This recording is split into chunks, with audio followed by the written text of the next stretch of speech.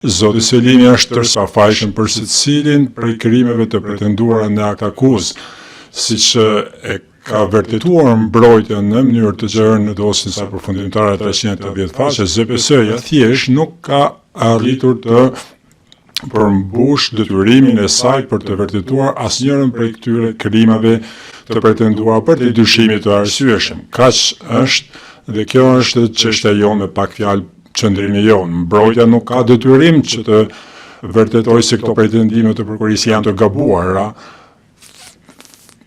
Duke ngritur pretendime kundër zotit Selimi, ZPS-ja nuk mund të transferoj përgjegjësi të përcjell përgjegjësinë tek mbrojtja.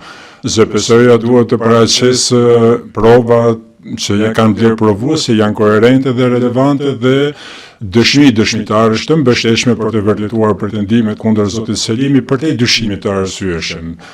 Në gjitha këto aspekte, ajo prokuria ka dështuar të bëjë këtë në mënyrë mos të qartë, dhe të ndaj kohën që më është dhënë me ekipin e mbrojtjes së Selimit, pra me zotin Tulje dhe zotin Majer dhe zonjën Sheremeti. Pres që të flasë, mendoj të flasë rreth 2 orë përpara që kolegët e mi të marrin fjalën dhe pastaj do të bëjnë parashtrime përfundimtare.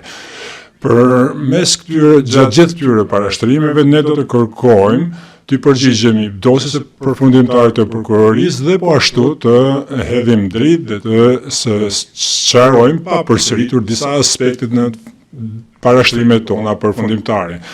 Ndryshe prej prokurorisë, ne nuk kemi asgjë për të fshehur lidhur me natyrën dhe përmbajtjen e provave tona. Në parashtrimet tona gojore, ne synojmë që të jemi sa më të hapur dhe transparent, që të jetë mundur lidhur me qëndrimin tonë në vend dhe jo që të fshihemi pas fjalive të pakuptimta dhe apo të dy kuptimta. Do të trajtojmë provat që janë paraqitur në këtë çështje dhe se çfarë ato në fakt vërtetojmë dhe jo atë që ne shpresojmë që ato vërtetojnë. Do ta bëjmë këtë në mënyrë të hapur për t'ju ndihmuar juve të gjykatës që të gjykoni pretendime, të vlerësoni dhe të vendosni për gjykim pretendime të ndryshme të ngritura nga ZPS-ja.